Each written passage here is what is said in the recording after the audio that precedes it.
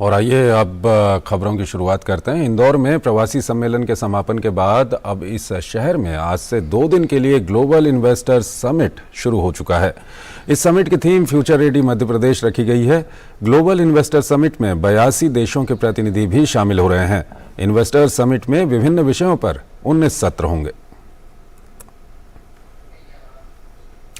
मध्य प्रदेश के इंदौर में आज से 2 दिवसीय ग्लोबल इन्वेस्टर समिट की शुरुआत हो चुकी है। प्रधानमंत्री नरेंद्र मोदी ने ग्लोबल इन्वेस्टर समिट को संबोधित करते हुए कहा कि भारत ने निवेश के रास्ते में आने वाली सभी रुकावटें हटा दी हैं।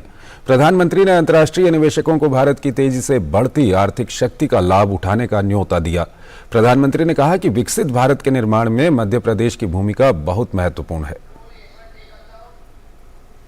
विकसित भारत के निर्माण में मध्य प्रदेश की भूमिका बहुत महत्वपूर्ण है। आस्था, आध्यात्म से लेकर पर्यटन तक, एग्रीकल्चर से लेकर एजुकेशन और स्किल डेवलपमेंट तक एमपी अजब भी है, गजब भी है और सजग भी है।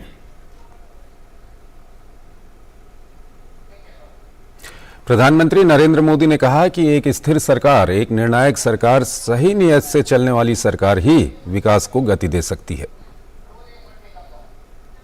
एक स्थिर सरकार, एक निर्णायक सरकार, सही नीयत से चलने वाली सरकार विकास को अभूतपूर्व गति देकर दिखाती है। देश के लिए हर जरूरी फैसले उतनी ही तेजी से लिए जाते हैं।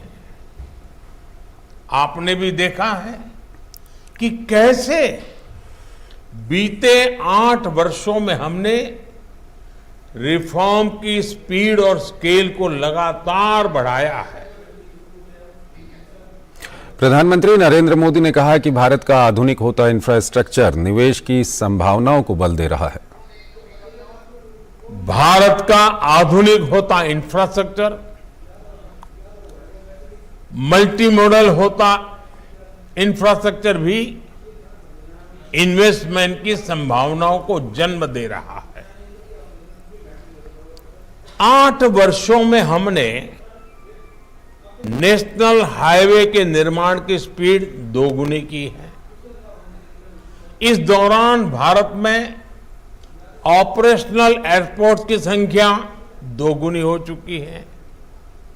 भारत की पोर्ट हैंडलिंग कैपेसिटी और पोर्ट टर्न अराउंड में अभूतपूर्व सुधार आया है।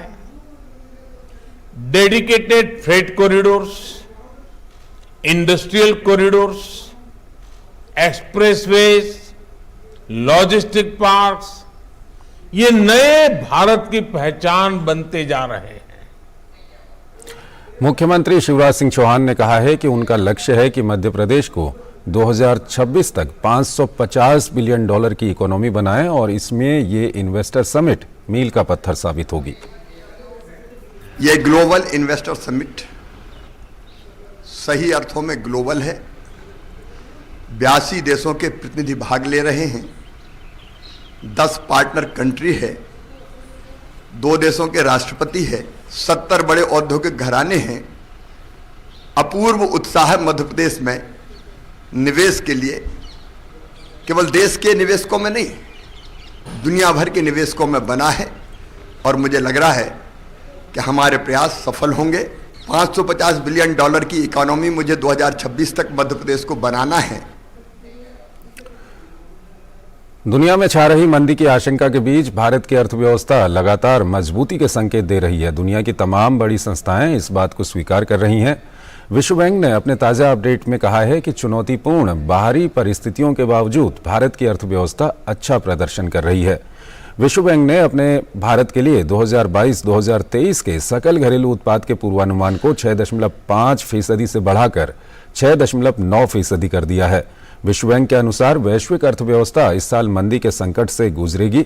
विश्व बैंक ने अनुमान व्यक्त किया है कि अमेरिका, यूरोप और चीन समेत विश्व की सभी शीर्ष अर्थव्यवस्थाओं में विकास की दर धीमी रहेगी। ग्लोबल इकोनॉमिक प्रोस्पेक्ट नाम से जारी रिपोर्ट में विश्व बैंक का कहना है कि भारत में वित्त वर्ष 2022-2023 की पहली छमाही में विकास दर 9.7% से बढ़ी, जो निजी खपत में बढ़ोतरी और सतत निवेश वृद्धि की ओर इशारा करती है। विश्व बैंक ने इस वर्ष भी वैश्विक विकास के अपने पूर्वानुमान को 3% से लगभग आधा घटाकर केवल 1.7% किया है। जम्मू कश्मीर के कुपवाड़ा जिले के माछिल सेक्टर में गहरी खाई में गिरने से 3 जवान शहीद हो गए। हादसे के वक्त जवान माछिल सेक्टर में नियमित गश्त पर थे। एक जूनियर कमीशन्ड अधिकारी जेसीओ और 2 सैनिक शहीद हुए। तीनों जवान फिसलकर गहरी खाई में गिर गए थे।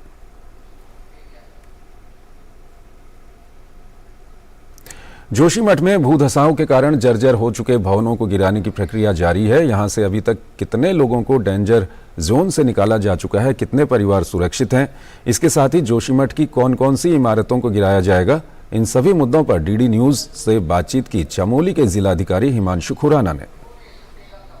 इस समय डीएम चमोली हिमांशु खुराना जी हमारे साथ हैं, क्योंकि जोशीमठ के अंदर अब जो रेस्क्यू है वो तेजी से हो रहा है और इसके अलावा जो बिल्डिंगें डेंजर जोन में थी उनको भी गिराने की जो कवायद है वो शुरू होने जा रही है। खुद डीएम साहब हमारे साथ हैं। सर, कितनी ऐसी इमारतें हैं जिन पर रेड क्रॉस लगाया गया है, ये बताया गया है कि ये डेंजर है या आदमी नहीं रहेगा?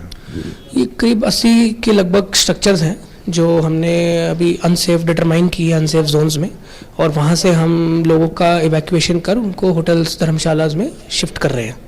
अच्छा, कितने करीब लोग हैं जो अभी तक शिफ्ट हो चुके हैं? करीब देखिए 81 परिवार हैं, तो करीब 300-350 लोग हैं जिनको हमने रिलीफ कैंप्स जो हमने होटल धर्मशाला में स्थापित किए हैं वहाँ पर उनको विस्थापित कर रहे हैं।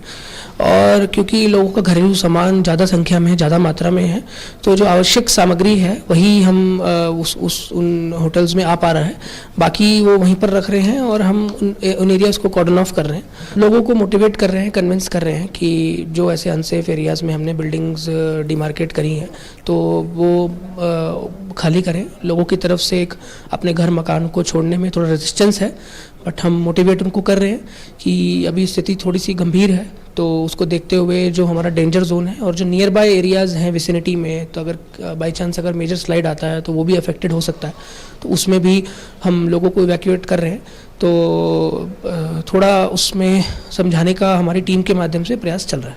अच्छा, दूसरा जो डेंजर जोन में है, जो आप बता रहे हो आपने चिन्हित किए, क्या उन बिल्डिंगों को धीरे धीरे गिराया जाएगा? इसमें हम central building research institute Roorkee, जो एक भारत सरकार की एक एजेंसी है, उनका सहयोग इसमें हम ले रहे हैं कि कौन सी बिल्डिंग्स ऐसी हैं जिनको डिमोलिशन किए जाना आवश्यक है और कैसे उनको सेफ और साइंटिफिक तरीके से डिमोलिशन किया जाए कि आसपास के लोगों को कोई क्षति ना पहुंचे। तो अभी उनके द्वारा 2 बिल्डिंग्स की हमें सूचना दी गई है। आगे भी जो बिल्डिंग्स वो हमें बताएंगे on the basis of their analysis, हम उन्हीं की गाइडेंस में हम उन्हीं बिल्डिंग्स को हम डिमोलिश करेंगे। अच्छा, आखिरी सवाल, क्या कुछ इमारतें ऐसी हैं उनको सुरक्षित भी किया जा सकता है, यानी कि लोग दोबारा से उसमें रह सकते हैं? ये उन्हीं की टीम, जो साइंटिफिक टीम है उनकी बिल्डिंग रिसर्च इंस्टीट्यूट की, वो उन्हीं की गाइडेंस के हिसाब से इस तरह की कार्रवाई भी की जाएगी। चलिए, धन्यवाद। तो ये थे हमारे साथ डीएम चमोली, जो बता रहे थे कि किस तरह से रेस्क्यू ऑपरेशन चल रहा है, जो लोग हैं उनको सुरक्षित निकाला जा रहा है और इसके अलावा जो भी डेंजर जोन में इमारतें हैं, रिसर्च टीम यहाँ पर पहुंचेगी, उसकी निगरानी में उन इमारतों को तोड़ा जाएगा अगर वो अनुमति देंगे। तो कैमरामैन सुमित के साथ नीरज सिंह, डीडी न्यूज, जोशीमठ। जोशीमठ में जमीन धंसने की सबसे खौफनाक मार जेपी कॉलोनी में देखने को मिल रही है। यहाँ कई फुट चौड़ी दरारें किसी को भी डरा सकती हैं। जेपी कॉलोनी का इंडोर बैडमिंटन कोर्ट भी दरारों से 2 भागों में बंट गया है। जोशीमठ में ग्राउंड जीरो से पेश है हमारे संवाददाता नीरज सिंह की ये खास रिपोर्ट। जोशीमठ में जेपी कॉलोनी में है और हम आपको जेपी कॉलोनी के हाल बताते हैं कि जब दरारें पड़ी, जमीन खिसकी तो किस तरह की स्थिति थी। ये एक बैडमिंटन कोर्ट है, ये बिल्कुल दीवार झुक गई है। आप समझ सकते हैं कि करीब 90 डिग्री तक ये दीवार झुक गई है। इस कोर्ट को 2 हिस्से में दरार ने बांट दिया है। ये 2 हिस्से में बट गया है और ये 1.5 से 2 फुट चौड़ी दरार है। इसके पीछे अगर आप देखें तो जो दीवार है वो बिल्कुल ढह गई है। जो गेट वाला हिस्सा है वो पूरा का पूरा जो हिस्सा है वो नीचे दब गया है। जो दरारें जोशीमठ के अलग अलग हिस्सों में पड़ी थी उसका सबसे ज़्यादा जो भीषण कह सकते हैं कि जो असर है वो जेपी कॉलोनी में देखने को मिला। और आपको बता दें कि जेपी कॉलोनी में 150 से ज़्यादा जो फैमिलियां हैं वो रहती हैं। और जब ये कह सकते हैं कि आफत उनके सामने आई तो निश्चित तौर पर एक चिंता का सबब भी था उनके लिए। ऐसी कई सारी जगह हैं जहां पर इन दरारों ने इस तरह के भयावह हालत पैदा कर दिए हैं। और पीछे जो आपको पानी का जो साउंड आपको सुनाई दे रहा होगा, ये वही पानी का साउंड है जो जमीन के अंदर से निकला और जिसने ये दरारें पैदा करी, जिसने पानी का जो फ्लो है जब नीचे तक गया तो जो जमीन है वो जमीन खिसकी। तो आप समझ सकते हैं कि कितना तेज जो पानी का बहाव था, कितनी पावर से ये पानी आ रहा था, जिसने इन दीवारों को जो लोहे की और कंक्रीट से बनी हुई थी ताश के पत्ते की तरह इन दीवारों को ढहा दिया। तो ये त्रासदी आपको जोशीमठ के अलग अलग हिस्सों में देखने को मिलेगी। हम आपको ऐसे दृश्य दिखा रहे हैं ताकि आप समझ सकें कि जोशीमठ किस आपदा से गुजर रहा है। कैमरामैन सुमित के साथ Neeraj Singh, DD news, JP colony, Joshimath. Tripura में इस साल विधानसभा के चुनाव होंगे। उससे पहले निर्वाचन आयोग की टीम राज्य में चुनाव से जुड़ी तैयारियों की समीक्षा के लिए आज से 2 दिन के दौरे पर है। मुख्य चुनाव आयुक्त राजीव कुमार की अध्यक्षता में चुनाव आयोग का 16 सदस्यीय दल त्रिपुरा में तमाम राजनीतिक दलों के प्रतिनिधियों से मुलाकात करेगा। त्रिपुरा में फरवरी के दूसरे सप्ताह में विधानसभा चुनाव होने की संभावना है। वित्तीय अनुशासन पर वैश्विक साझेदारी के G20 वर्किंग ग्रुप की बैठक का आज तीसरा दिन है। कोलकाता में चल रही इस बैठक में आज तीसरे दिन का फोकस रहेगा SME फाइनेंस पर। छोटे उद्यमों को आसानी से ऋण उपलब्ध कराने के लिए क्या कुछ किया जा सकता है और तकनीक का इस्तेमाल करके कैसे उन्हें वित्तीय मुख्यधारा में शामिल किया जाए, इस पर चर्चा होगी। इसके साथ ही भारत की अध्यक्षता में साल 2023 की वित्तीय समावेशन का एक्शन प्लान तैयार किया जाएगा और उस पर आम राय बनाने की कोशिश की जाएगी। इटली और रूस इस वर्किंग ग्रुप के को चेयर हैं। बिहार में जातिगत जनगणना पिछले लंबे वक्त से सुर्खियों में है। कोई इसके पक्ष में है तो कोई विरोध में। कास्ट बेस्ड सर्वे का ये मामला सुप्रीम कोर्ट में दस्तक दे चुका है और अब बड़ी और अहम खबर यह है कि इसके खिलाफ दायर याचिका पर सुप्रीम कोर्ट सुनवाई के लिए तैयार हो गया है। इस मसले पर अदालत में 20 जनवरी को सुनवाई होगी। बिहार में हो रही जातिगत जनगणना के खिलाफ याचिका में कहा गया है कि बिहार सरकार को ऐसा करने का संवैधानिक अधिकार नहीं है। हालांकि मुख्यमंत्री नीतीश कुमार कह चुके हैं कि इससे यानी जाति के आधार पर गिनती से ये मालूम होगा कि बिहार में कितनी जातियां निवास कर रही हैं, उनकी आर्थिक और सामाजिक स्थिति क्या है।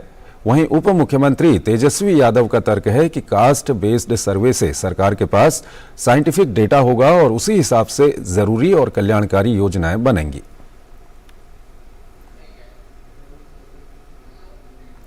लखीमपुर खीरी मामले में आशीष मिश्रा की जमानत अर्जी पर सुनवाई 19 जनवरी के लिए टल गई है।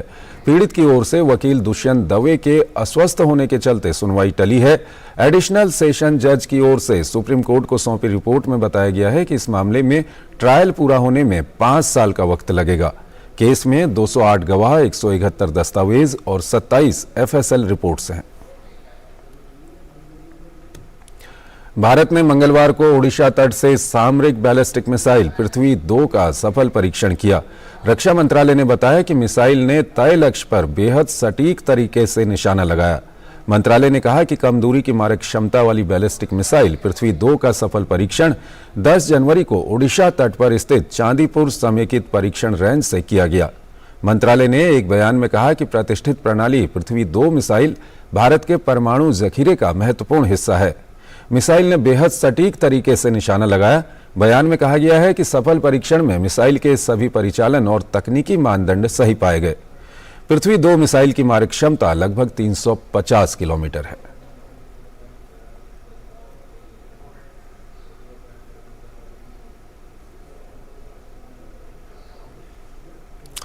केंद्रीय सड़क परिवहन और राजमार्ग मंत्रालय आज से देशव्यापी सड़क सुरक्षा सप्ताह मना रहा है। लोगों से सड़कों पर सावधानी से चलने के बारे में जागरूकता लाने के लिए सड़क सुरक्षा सप्ताह 17 जनवरी तक चलेगा।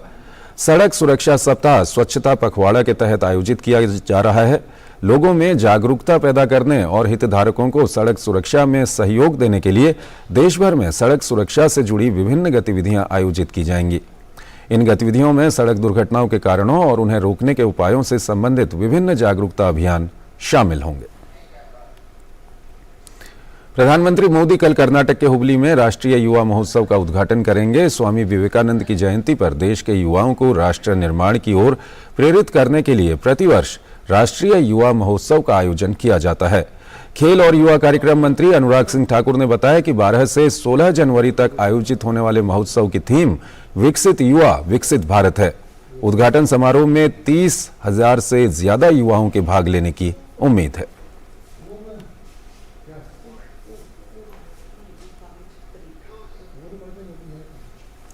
एनसीसी के गणतंत्र दिवस शिविर में इस बार सैनिक स्कूल कपूरथला बैंड के एनसीसी कैडेट्स अपनी मनमोहक धुनों से शिविर में पहुंचने वाले हर अतिथि को आकर्षित कर रहे हैं। इन 45 एनसीसी कैडेट्स की एकता देखने लायक है। कितने उत्साहित हैं ये कैडेट, दिल्ली पहुंचकर इस पर खास बातचीत की हमारे संवाददाता गिरीश निशाना ने। गणतंत्र दिवस शिविर के अंदर सैनिक स्कूल कपूरथला से 45 कैडेट पहुंचे हुए हैं जो अपनी बैंड की धुनों से एक अलग ही छाप छोड़ रहे हैं। सीनियर अंडर ऑफिसर प्रशांत के नेतृत्व में कैडेट कर रहे हैं। कैसा लगता है जब आप सामने उतरते हैं? बहुत अच्छा लगता है जब सामने उतरते हैं, अपने स्कूल को रिप्रेजेंट करते हुए बहुत अच्छा लगता है। जिस तरह से हम लोग यहाँ पे मेहनत करके आए हैं तो काफ़ी अच्छी मेहनत का हमें फल मिल रहा है। बहुत अच्छे से हम यहाँ पे अपना टाइम स्पेंड कर रहे हैं और बच्चों ने भी बहुत मेहनत की है यहाँ पे आने के लिए। तो यहाँ पर आकर हमें बहुत अच्छा लगा कि हमें यहाँ पर थोड़ी रिकग्नाइज किया जा रहा है कि साइंस स्कूल कपूरथला का बैंड आया है। कौन कौन सी धुनें आप बजा रहे थे? आज कदम कदम बढ़ाए जा, भारत के जवान और माँ तुझे सलाम और सारे जहां से अच्छा, मेरा मुल्क ए वतन। इस बैंड में सबसे छोटी उम्र के लवप्रीत भी मौजूद हैं। लवप्रीत, कैसा लग रहा है? सर बहुत ही अच्छा लग रहा है। काफ़ी देर से ऐसा सोचा भी था कि दिल्ली कैंप पे आने का मौका मिलेगा, 26 जनवरी की परेड में आने का मौका मिलेगा। आज वो सच भी हो गया, परेड में आने का मौका मिला यहाँ पे। काफ़ी अच्छा लग रहा है। करीब 1 महीने के लिए दिल्ली में है, मम्मी की याद आ रही है? सर आती तो है पर फिर भी सर इतना बड़ा आए सर दिल्ली कैंप पे सर बड़े बड़े वीआईपी से मिलने का मौका मिल रहा है। और क्या आप क्या कहेंगे, कितनी खुशी है आपको यहाँ आने की? सर बहुत खुशी हो रही है सर। क्या सोचा था कि दिल्ली पहुँच पाएंगे और इस तरह से परफॉर्मेंस देंगे? यस सर, सर पहले तो सर सोचा था कि मुझसे नहीं हो पाएगा, मैं नहीं कर पाऊंगा, बट सर बाद में सर मैं कोशिश की, मैं कर पाएगा।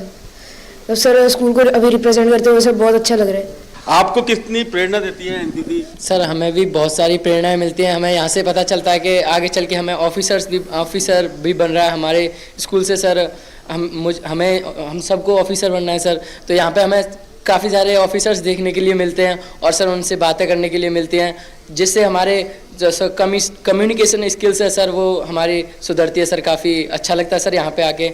और सर हमें होप है कि सर हम अभी राजपथ भी मार्च करेंगे सर आगे चल के सर। तो कहीं ना कहीं ये कैडेट काफ़ी उत्साहित हैं। उत्साहित इसलिए हैं क्योंकि इन्हें दिल्ली आने का मौका मिला है। भले ही ये अपनी बैंड की धुनों पर अलग अलग धुन बजाते हों, लेकिन सबका सपना है कि वे देश की सेवा करें। कैमरामैन आनंद कुमार के साथ गिरीश निशाना, DD news, Delhi. Delhi NCR सहित पूरा उत्तर भारत शीतलहर की चपेट में है। उत्तर प्रदेश, बिहार, पंजाब, हरियाणा और राजस्थान से लेकर कश्मीर तक शीतलहर और कोहरे का प्रकोप जारी है। पहाड़ों पर बर्फबारी हो रही है। इस सप्ताह ठंड से राहत मिलने की उम्मीद नहीं है। कोहरे के कारण कई ट्रेनें प्रभावित हुई हैं। पंजाब के भटिंडा में आज सुबह घना कोहरा देखा गया। कोहरा छाए रहने की वजह से विजिबिलिटी काफी कम हुई है। कश्मीर घाटी में घना कोहरा और शीतलहर जारी है। डल झील के आसपास घना कोहरा होने के कारण विजिबिलिटी बहुत कम हो गई है। स्थानीय लोग इस कोहरे और ठंड से खुद को बचाने की कोशिश कर रहे हैं, लेकिन कश्मीर आए पर्यटक इस मौसम का आनंद ले रहे हैं। मौसम विभाग के अनुसार कल जम्मू कश्मीर में तेज बारिश और हिमपात की संभावना है। दिल्ली में मेयर चुनाव के समय हुई हिंसा को लेकर भाजपा ने आज दिल्ली में 100 से अधिक स्थानों पर धरना प्रदर्शन किया। आईटीओ चौराहे पर प्रदर्शन कर रहे प्रदेश अध्यक्ष वीरेंद्र सचदेवा ने आरोप लगाया, मेयर चुनाव को लेकर आम आदमी पार्टी में एक राय नहीं है और यही वजह है कि आम आदमी पार्टी ने मेयर के चुनाव में हंगामा किया और अब वो चुनाव को टाल रहे हैं। मैं आश्चर्य कह रहा हूं कि जिस दिन मेयर के 2 नॉमिनेशन आम आदमी पार्टी के लोगों द्वारा भरे गए, जिस दिन 2 नॉमिनेशन डिप्टी मेयर द्वारा भरे गए, उसी दिन आम आदमी पार्टी में 2 फाड़ हो गया था। अपनी टूट और बिखराव को छुपाने का ये उन्होंने घृणित प्रयास किया सदन में। वही तो मैं कह रहा हूं, बहुमत उनके पास है तो वो डर क्यों रहे हैं। छात्रों को विश्व स्तरीय गुणवत्तापूर्ण उच्च शिक्षा मुहैया कराने के मकसद से सरकार जल्द ही नेशनल डिजिटल यूनिवर्सिटी की शुरुआत करने जा रही है। वित्त मंत्री निर्मला सीतारमण ने पिछले साल बजट भाषण में इसका ऐलान किया था। जुलाई 2023 यानी अगले शैक्षणिक सत्र से देश के पहले डिजिटल यूनिवर्सिटी की शुरुआत हो जाएगी। Digital university hub and spoke model पर काम करेगा, जिसमें देश भर के शीर्ष उच्च शिक्षण संस्थान यूनिवर्सिटी के सहयोगी के रूप में काम करेंगे। देश के अच्छे विश्वविद्यालयों में सीटें सीमित होने की वजह से कई प्रतिभावान छात्र इनमें दाखिला लेने से वंचित रह जाते हैं। अब ऐसे छात्रों को चिंता करने की कोई जरूरत नहीं, क्योंकि देश में जल्द ही शुरुआत होने जा रही है डिजिटल यूनिवर्सिटी की। कोई भी छात्र डिजिटल यूनिवर्सिटी के माध्यम से घर बैठे उच्च गुणवत्ता वाली शिक्षा हासिल कर सकेगा और इस यूनिवर्सिटी में दाखिला लेने के लिए सीटों की कोई सीमा भी नहीं होगी। नेशनल डिजिटल यूनिवर्सिटी में एमर्जिंग एरियाज में और जॉब ओरिएंटेड प्रोग्राम्स भी सभी स्टूडेंट्स को मिलेगा। और ये यूनिवर्सिटी में जो कोई अपर कैप नहीं है नंबर ऑफ सीट्स के ऊपर, उसलिए जो पढ़ना चाहते हैं पढ़ सकते हैं। और high quality digital content available होगा ये यूनिवर्सिटी में। पहले जो हमारा स्वयं प्लेटफॉर्म में है, NPTEL प्लेटफॉर्म में है, वो उपलब्ध होगा। और इसके बाद जो अच्छी यूनिवर्सिटीज़ को हम इसमें जोड़ेंगे, जैसा IITs, सेंट्रल यूनिवर्सिटीज़, कुछ स्टेट यूनिवर्सिटीज़, इनका डिजिटल कंटेंट भी हम इसमें इंटीग्रेट करेंगे। छात्र नेशनल डिजिटल यूनिवर्सिटी के जरिए पारंपरिक कोर्सेज के अलावा रोजगार परक और कौशल आधारित पाठ्यक्रमों की पढ़ाई भी कर सकेंगे। ये पाठ्यक्रम अलग अलग भारतीय भाषाओं और ICT फॉर्मेट में उपलब्ध होंगे। Digital university hub and spoke model पर आधारित होगा। देश के सर्वश्रेष्ठ उच्च शिक्षण संस्थान डिजिटल यूनिवर्सिटी के माध्यम से छात्रों को ऑनलाइन कोर्सेज ऑफर कर सकेंगे। जैसा IIT दिल्ली होगा, नहीं तो दिल्ली यूनिवर्सिटी होगा, they can join as spokes. और इनका अलग अलग इनका ही डिग्री प्रोग्राम्स को ये ऑफर कर सकते हैं वाया नेशनल डिजिटल यूनिवर्सिटी। और इसमें 2 टाइप्स का प्रोग्राम्स होता है। एक, आप एक डिग्री प्रोग्राम में ज्वाइन कर सकते हैं, नहीं तो आप सिर्फ एक कोर्स को लेके वो क्रेडिट्स आप जो मिलेगा आपको, इसको एकेडमिक बैंक ऑफ क्रेडिट्स में रख सकते हैं। और over a period of time आप क्रेडिट्स को एक्यूमुलेट करके जब रिक्वायर्ड क्रेडिट्स आपके पास एकेडमिक बैंक ऑफ क्रेडिट्स में होगा, उस समय आपको नेशनल डिजिटल यूनिवर्सिटी डिग्री देगा। किसी भी अन्य अंडर ग्रेजुएट पाठ्यक्रम की तरह नेशनल डिजिटल यूनिवर्सिटी भी छात्रों को मल्टीपल एंट्री और मल्टीपल एग्जिट की सुविधा मुहैया कराएगा। शैक्षणिक सत्र 2023-24 से डिजिटल यूनिवर्सिटी के शुरू होने की संभावना है। शुरुआत में छात्रों के लिए सर्टिफिकेट और डिप्लोमा कोर्सेज उपलब्ध होंगे, बाद में डिग्री कोर्सेज की शुरुआत की जाएगी। डिजिटल यूनिवर्सिटी की शुरुआत देश के उच्च शिक्षा क्षेत्र के लिए एक क्रांतिकारी कदम है, जो उच्च शिक्षा में नामांकन दर को बढ़ाने में मददगार साबित होगा। Nishant Saurabh, DD news, Delhi. और यहाँ पर एक छोटा सा ब्रेक लेते हैं। हर दिन हर पल बनती खबरें, बदलती दुनिया, हम लेकर आते हैं आपके लिए बड़ी खबरें, संपूर्ण कवरेज, ताकि आप रहें खबरों के बीच हमारे साथ। मिड डे प्राइम हिंदी सोमवार से शुक्रवार दोपहर 1 बजे सिर्फ DD न्यूज पर।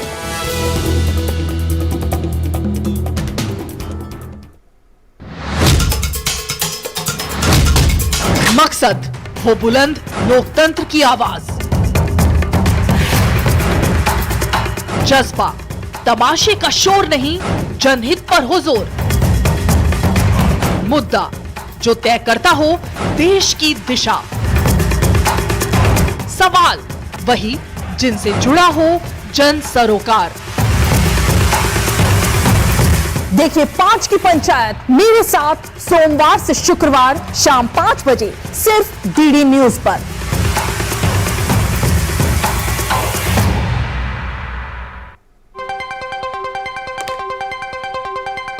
राजनीति की चाल से दुनिया के हाल तक, खेल के मैदान से किसान के खलियान तक, दिन भर की हर छोटी बड़ी खबर को समेटे खबर के हर किरदार को दिखाते हैं हम। डीडी न्यूज का प्राइम टाइम शो, सटीक और भरोसेमंद खबरें, खबर ही नहीं खबर का विश्लेषण भी, नए तेवर, नए कलेवर, नई धार और नई रफ्तार के साथ देखिए न्यूज नाइट हर रात 8 बजे सिर्फ डीडी न्यूज पर। और आइए अगली खबर की ओर चलते हैं। पुरुष हॉकी विश्व कप आज से ओडिशा में शुरू हो रहा है। उद्घाटन समारोह आज शाम कटक के बारामती स्टेडियम में आयोजित होगा। उद्घाटन समारोह में 16 देशों के खिलाड़ियों और अधिकारियों सहित देश के गणमान्य व्यक्तियों सहित करीब 20,000 दर्शक शामिल होंगे। बॉलीवुड के कलाकार भी ओपनिंग सेरेमनी में परफॉर्म करते नजर आएंगे। इसके अलावा के पॉप ब्रॉड ब्लैक स्वान द्वारा लाइव प्रदर्शन भी होंगे, जिसमें ओडिशा की श्रेया लेंका भी होंगी। इसके अलावा कई स्थानीय कलाकार भी इस कार्यक्रम में प्रदर्शन करेंगे। कटक में ओपनिंग सेरेमनी को लेकर तैयारियां पूरी हो चुकी हैं। क्या हैं वहां पर तैयारियां और क्या कुछ वहां पर चल रहा है, इसका जायजा लिया हमारे संवाददाता मुकेश शुक्ला ने।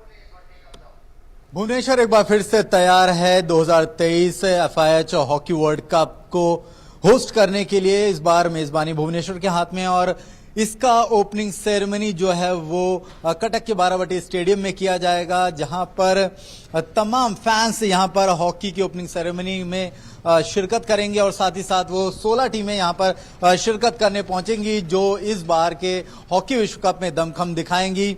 ओडिशा गवर्नमेंट ने पूरी तैयारी कर ली है, टीम इंडिया भी तैयार है। यहाँ स्टार परफॉर्मर आप देख सकते हैं, ये वो स्टार परफॉर्मर हैं जो इस ओपनिंग गाला में शामिल होंगे। हॉलीवुड से लेकर के बॉलीवुड के सितारे और साथ ही साथ उड़ीसा के नामचीन सितारे यहां पर मौजूद होंगे। तो जिस तरह से ये पूरा का पूरा एक्स्ट्रावेगेंजा स्टेडियम इस पूरे इवेंट को होस्ट करने के लिए तैयार है, काफी उम्मीदें हैं देश को इस बार टीम इंडिया से, क्योंकि बीता साल उनके लिए शानदार रहा था जहां बर्मिंघम में सिल्वर जीता था। अब 48 साल का सूखा क्या इस बार इस वर्ल्ड कप में खत्म होगा या नहीं, ये तो टूर्नामेंट में आगे की परफॉर्मेंस में पता लगेगा। लेकिन फैंस चाहते हैं कि चक दे इंडिया का नारा बुलंद हो और भारत एक बार फिर से इतिहास रचने में कामयाब है। कैमरा स्मृति रंजन के साथ मैं Mukesh Shukla, DD news, Cuttack, Bhubaneswar. Hockey world cup की खुमारी मशहूर सैंड आर्टिस्ट सुदर्शन पटनायक पर भी देखने को मिल रही है। सुदर्शन पटनायक ने इस बार 5,000 हॉकी गेंदों का उपयोग करके 105 फीट लंबी हॉकी स्टिक बनाई है।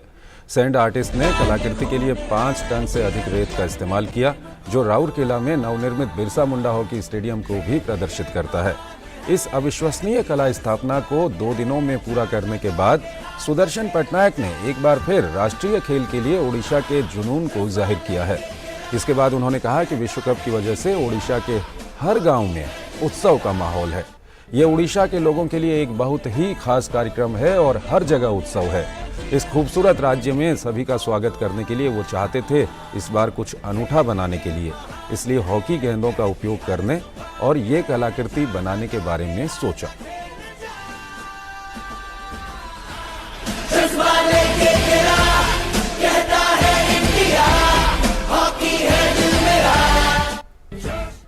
कैलिफोर्निया में हो रहे गोल्डन ग्लोब अवार्ड्स में भारत का जोरदार डंका बजा है। यहां बेवर्ली हिल्टन में शुरू हुए अवार्ड सेरेमनी में साउथ फिल्मों के जाने माने डायरेक्टर SS राजामौली की फिल्म RRR के तेलुगु गाने नाटू नाटू को बेस्ट ओरिजिनल सॉन्ग का अवार्ड मिला है। इसके म्यूजिक डायरेक्टर हैं MM किरवानी। आपको बता दें कि गोल्डन ग्लोब अवार्ड्स के लिए इस फिल्म को 2 कैटेगरी में नामित किया गया था।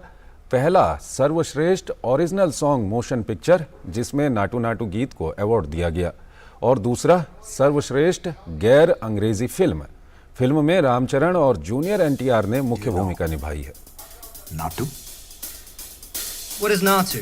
పొలం గట్టు దుమ్ములోన పోట్ల గిత్త దూకినట్టు పొలేరమ్మ జాతరలో పోతరాజు ఊగినట్టు కిర్రు చెప్పులేసుకొని కర్ర సాము చేసినట్టు మర్రి సొట్టు నీడలోన కుర్ర గుంపు కూడినట్టు ఎర్ర జొన్న రొట్టెలోన మిరప తొక్కు కలిపినట్టు నా పాట చూడు నా పాట చూడు నా పాట చూడు నాటు నాటు నాటు నాటు నాటు నాటు వీర నాటు నాటు నాటు నాటు నాటు నాటు నాటు ఊర నాటు నాటు నాటు నాటు పచ్చి మిరపలాగా పిచ్చ నాటు నాటు నాటు నాటు పిచ్చు కత్తిలాగా వెర్రి నాటు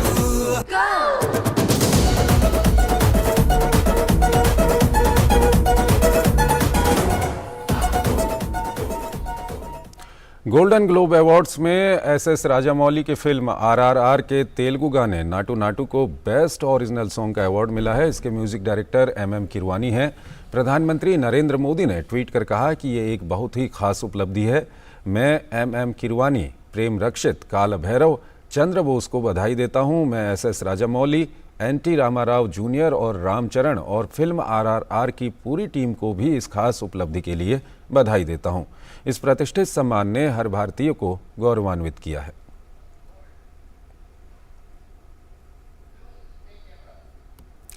पेरू सरकार ने प्रदर्शनकारियों पर लगाम लगाने के लिए दक्षिणी पेरू के पूनो इलाके में कर्फ्यू लगाने का फैसला लिया है।